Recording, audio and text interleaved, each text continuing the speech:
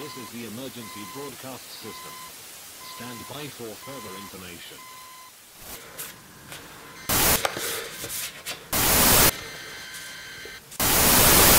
Oh, is it on?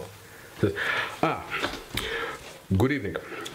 I am speaking to you some 100 or so feet below the lowest recesses of the What Now vault in this special hype-proof bunker, formerly known as the Combined Panic Room and Disco, to bring you an important announcement contained within vital information pertaining to your future happiness, sanity, and indeed your ability to both give and receive love.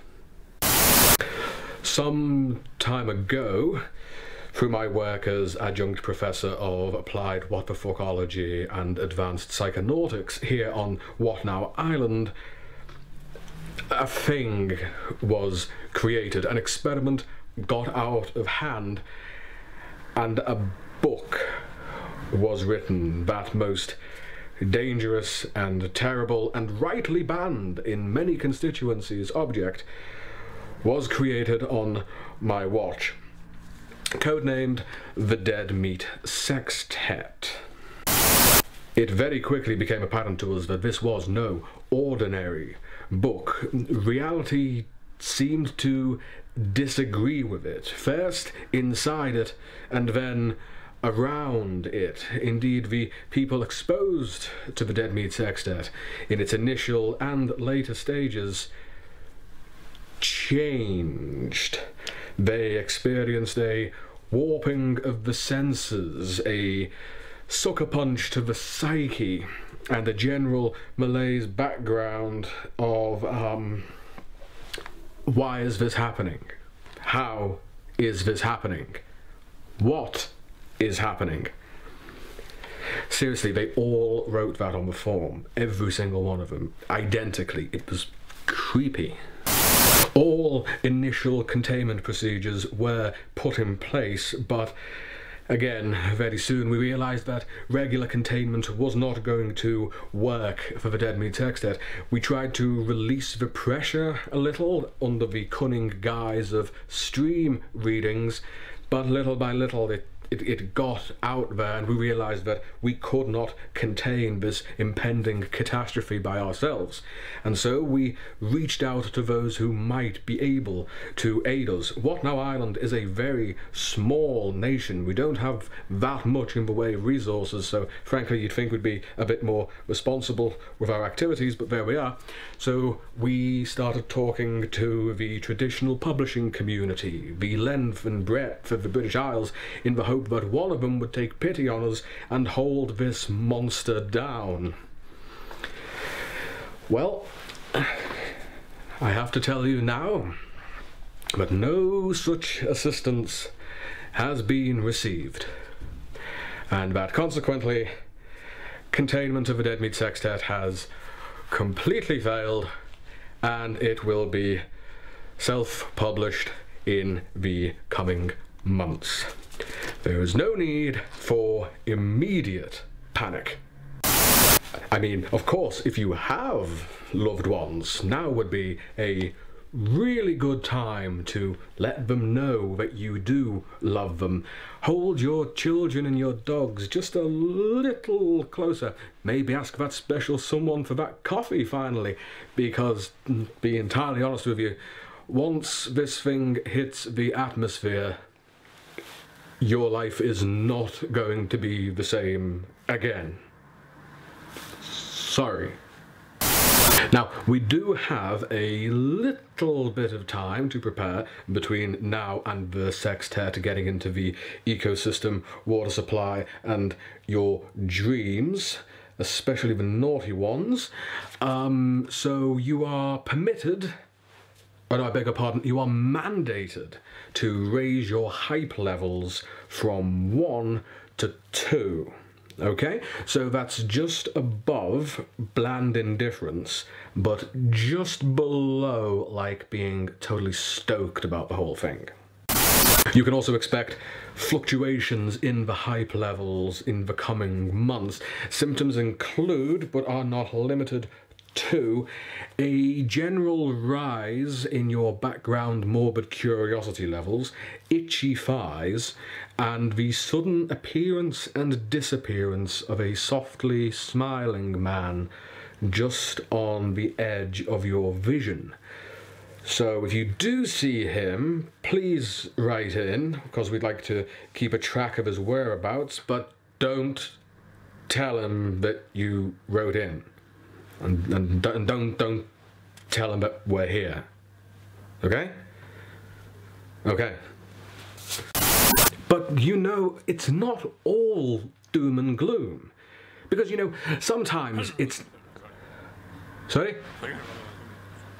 Oh, it is. Oh, it is all doom and gloom. Because with the Dead Meat Sextet breaking out of containment and publishing itself, it's going to make it impossible to keep all of the other What Now books, stories, collections, everything else in containment as well. So, strap in, kids. It's going to get a little, oogly boogly up in here.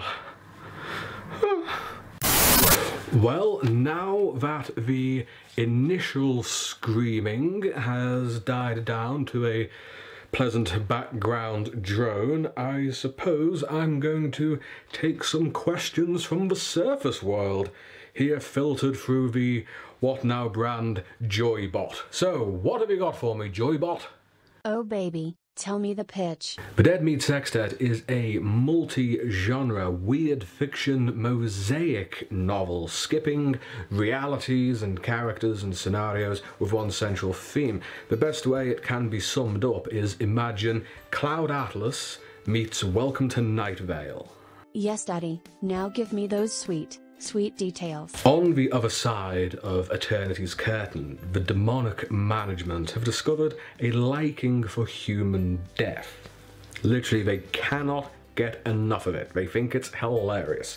They think it's the best show in town. This doesn't just mean the death of a body, it can be the death of the sense of self, the death of ambition, the death of hope. All of these big and little deaths are just a good night's entertainment to them. And the Dead Meat Sextet is the manifestation of that performance, sending out their agents to find the most interesting lives and scenarios so that they can watch them destroy themselves.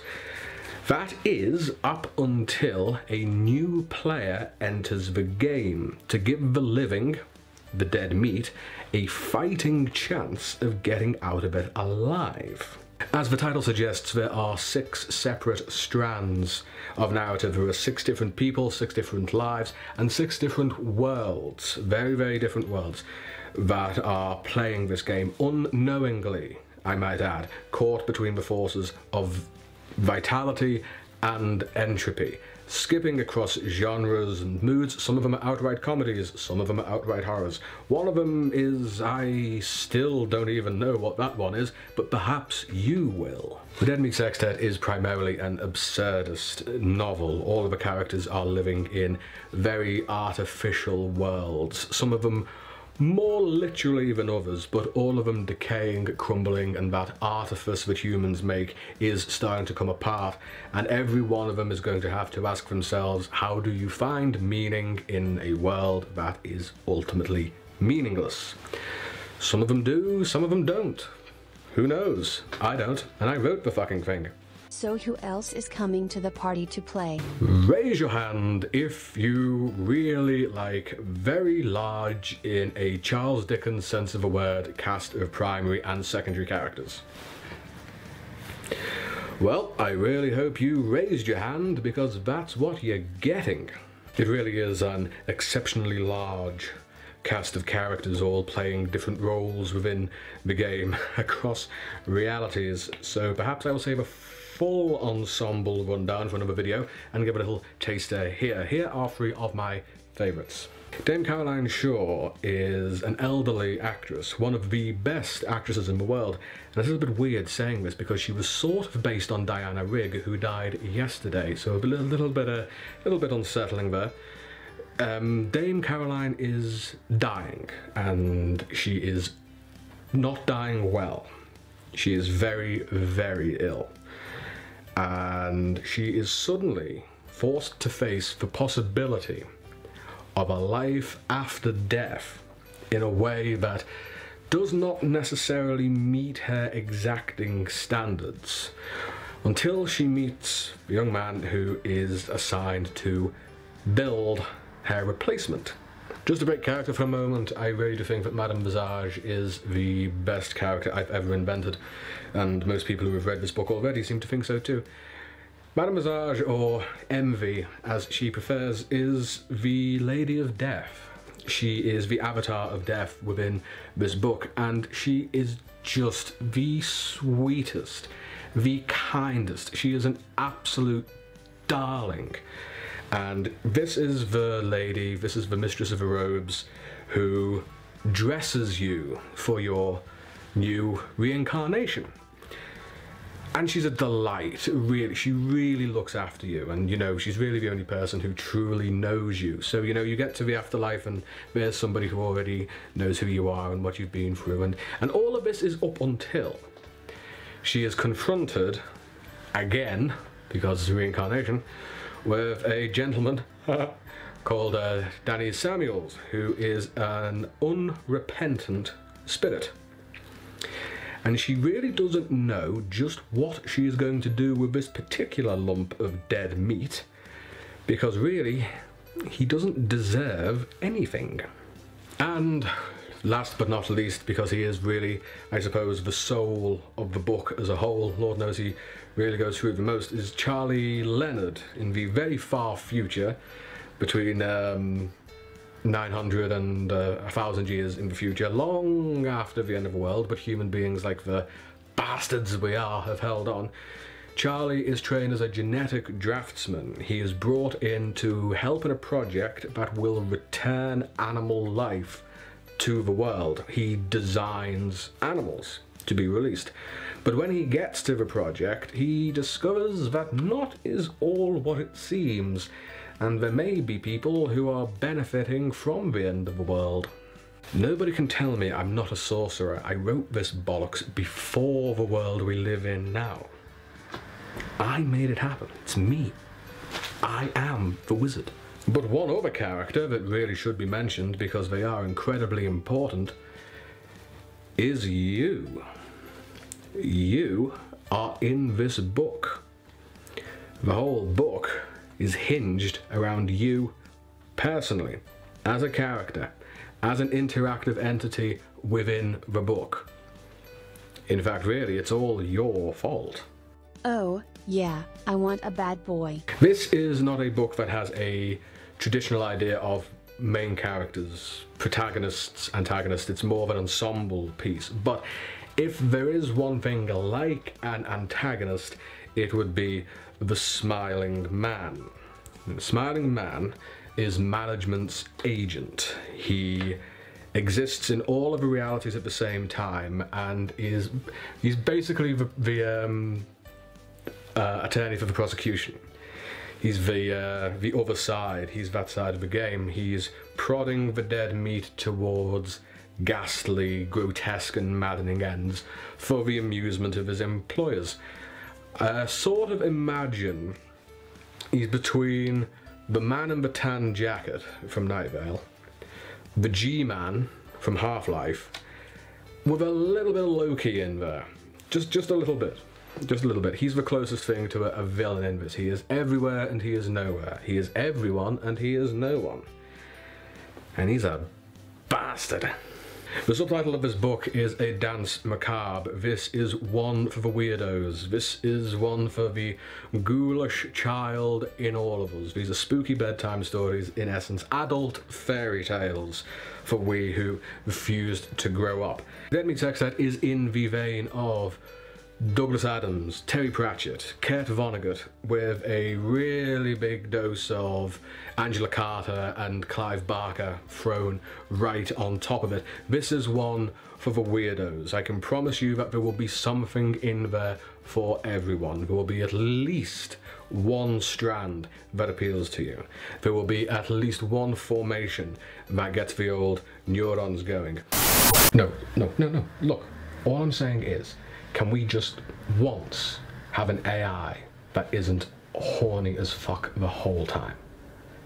Some of the time I can live with, but it's all the time, and I'm stuck down here now. So, right, yes, so, the Dead Meat Sextet, out of containment, publishing itself, we've got a couple of months to prepare, and I will keep you updated on this travesty, this damnable apocalyptic scenario that I have thrown upon our community, and hopefully you will be there to support me at the inevitable tribunal. Until then, ladies and gentlemen, brothers and sisters, friends and comrades all, I came to you as Professor What Now, I leave you as Sean Hutchings, the author of the Dead Meat Sextet. Good evening.